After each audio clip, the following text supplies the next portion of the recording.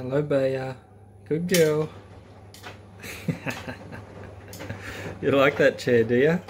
Hey? Bye-bye. Hello, Baba.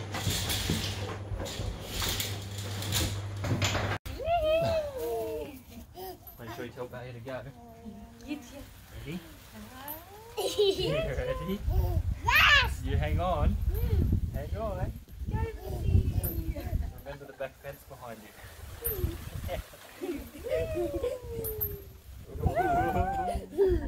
Okay. Walk. Good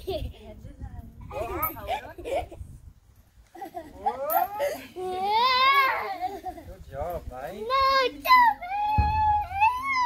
No, stop! You want to stop? Oh, his feet, his shoes are coming off. Oh no. Good job. Love it. Now going down the slippery dip. Alright, quickly. Go, bud, go.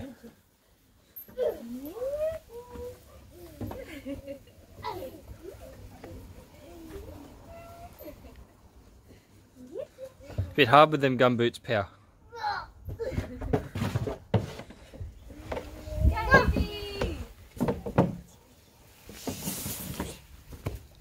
He always does that little jump.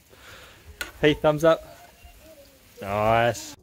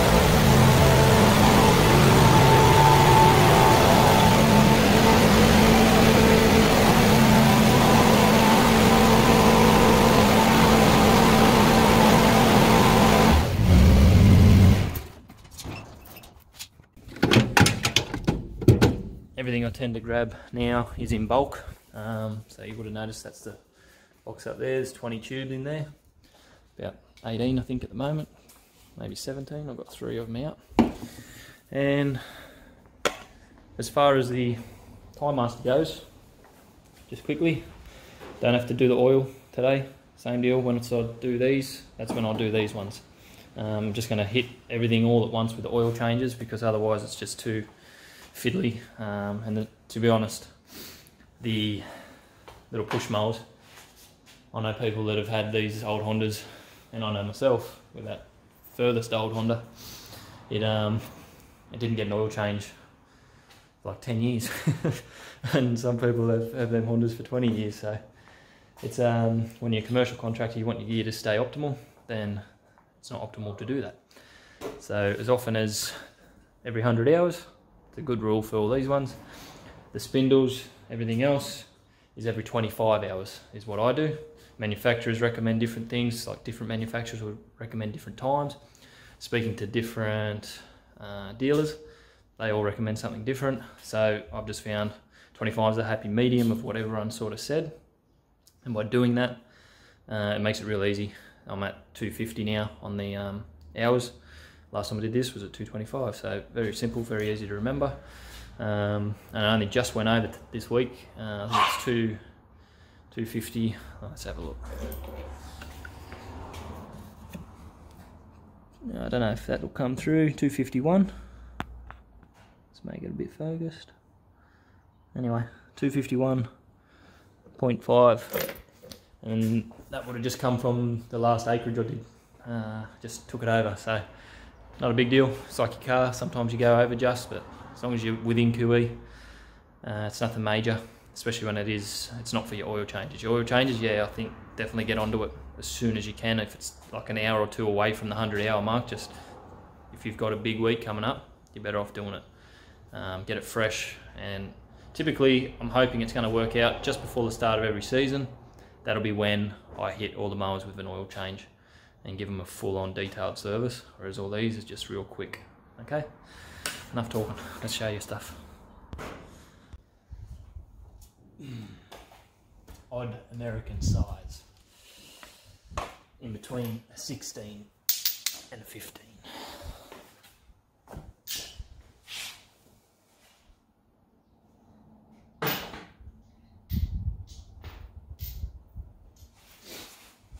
So that'll be a 5/8 for anyone that needs to know. Let's see how 5/8 goes.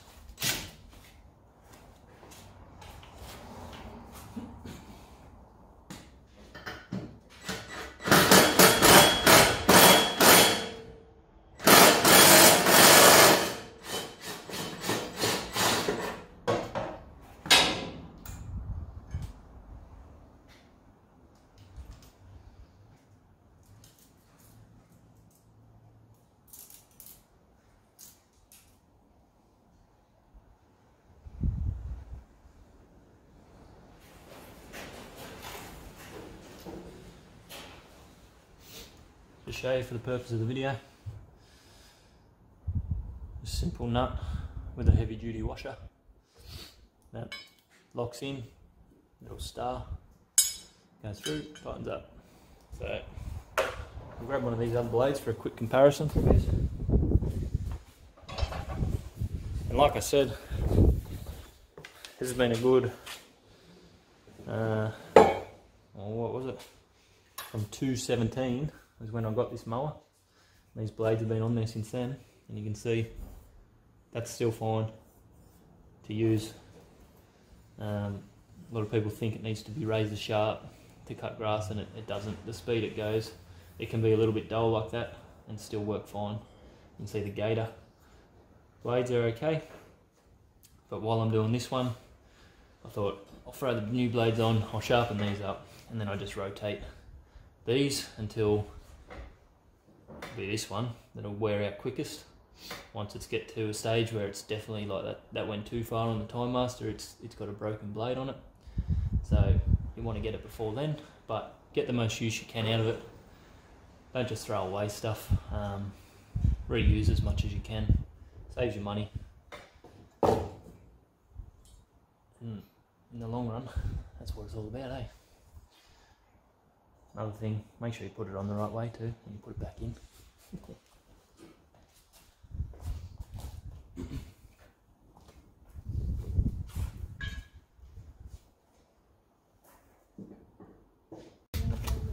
Alright, just got these on under here.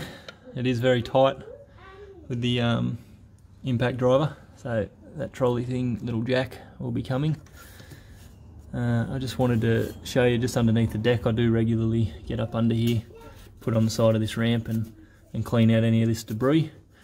I'm going to be just looking at these ones are timed but also will never hit. So on the far side I'm going to put it on there and you'll be able to see just how close them back to are, which is like millimeters, but the only thing I can see with them is if a rock is to be in that area and then the two blades jam on that rock, that would be something that would probably break the blade, depending on the strength of the rock. So I'm going to try and time it where they're coming around simultaneously like this, and then that one comes just after it. So then, yeah, you won't get any of that crossover effect in the center there. They're well away from each other. Then I'll just play around with it, see if it changes the quality of cut at all, but honestly can't see it being a major thing at the speed these things go. So anyway, thought I'd make mention of that. Alright, just quickly, it's underneath the furthest blade on this side. As you can see, I've got to get a better setup here to change blades, but with the impact driver, sometimes the nut is on too tight and you're only going to strip the top of the nut if you keep trying. You've got different settings on that impact driver I've got over there. Fast, medium, slow. Tried all them, wasn't working, so next best thing get a block of timber, stick it in, jam the blade, and just go back to old school ratchet socket setup.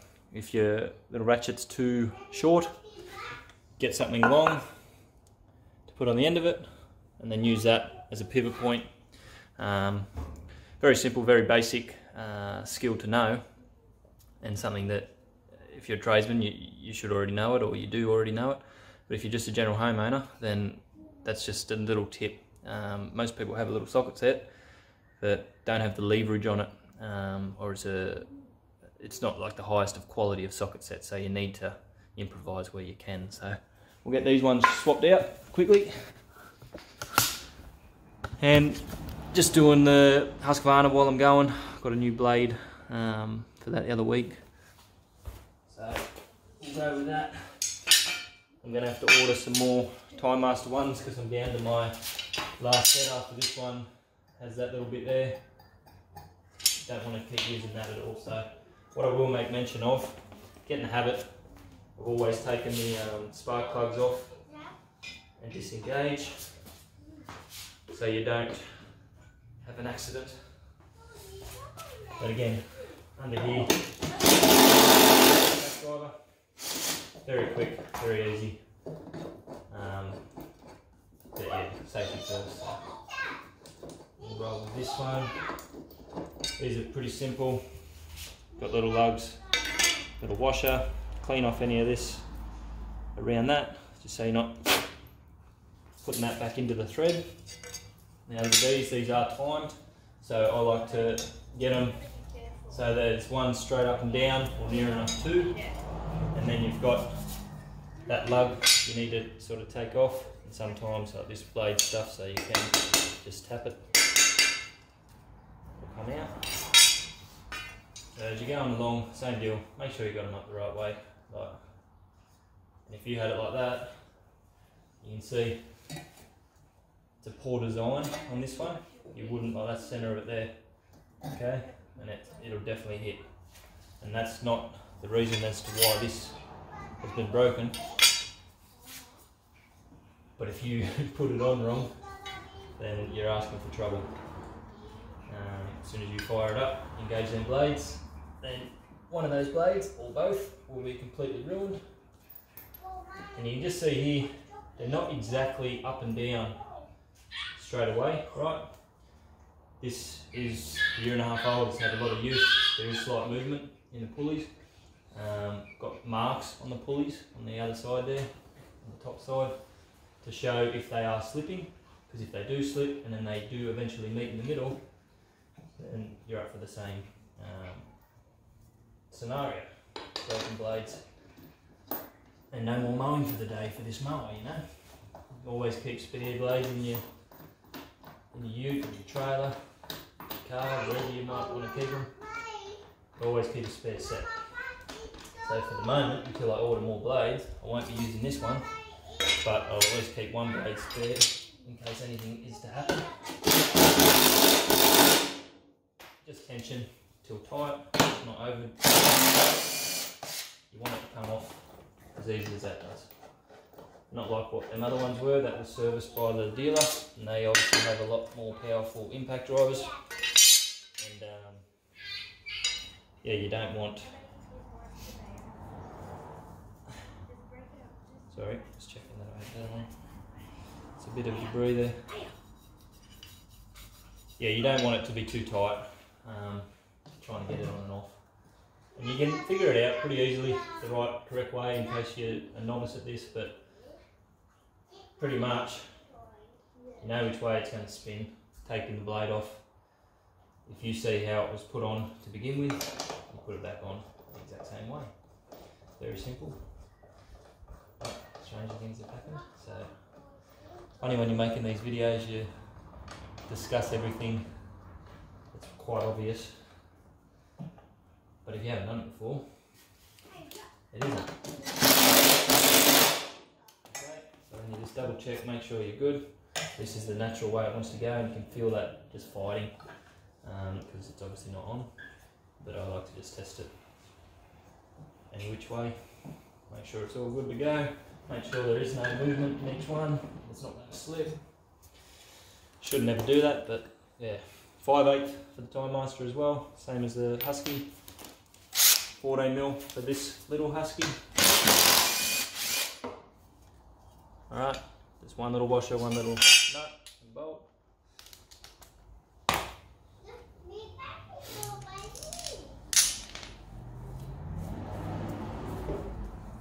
And you can see if that's good enough for a clean. You're going to get more debris after your first use.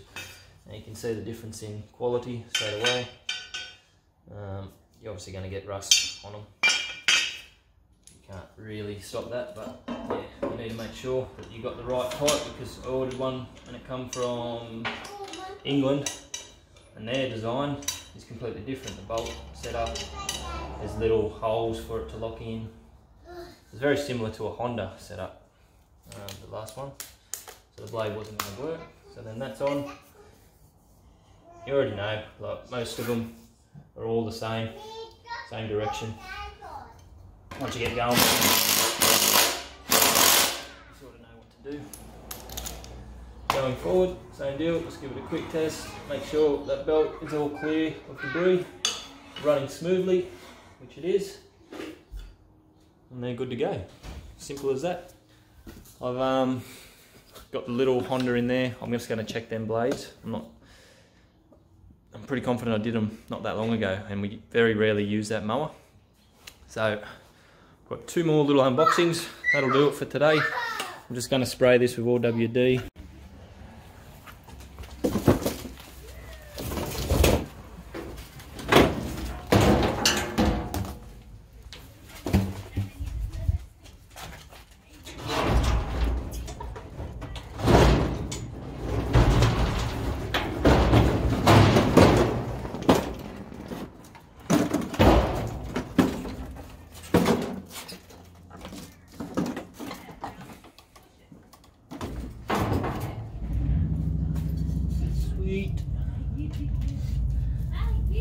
Just a scrape out job.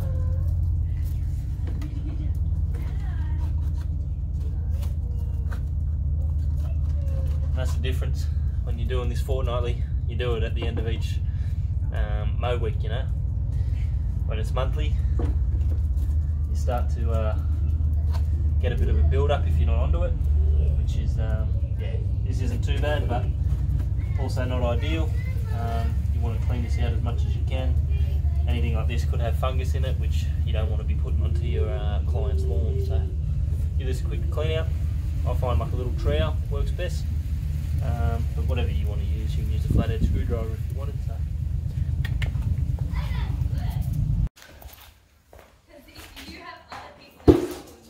I'm recording, but yeah.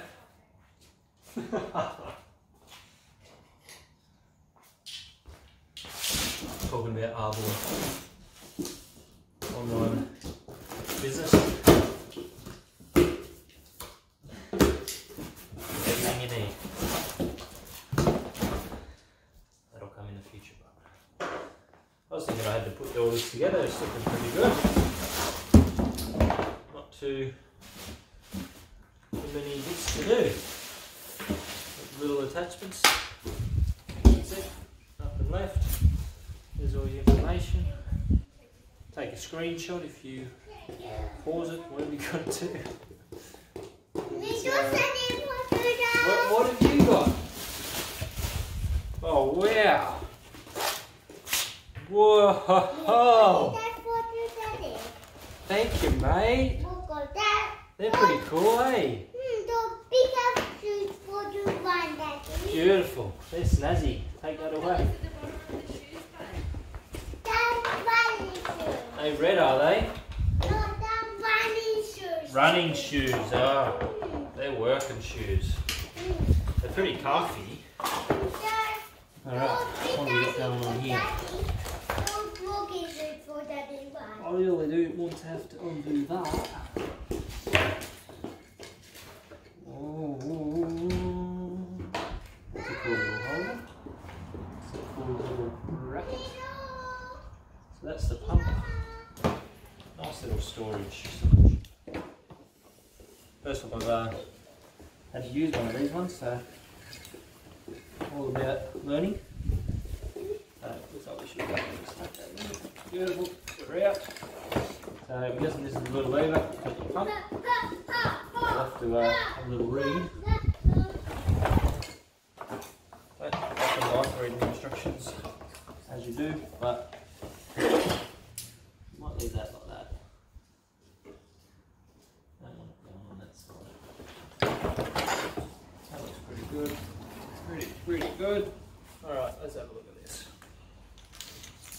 The layering, make sure you got that in. Push it in. Now, it's a little bit of spit. Not the most hygienic, but it works.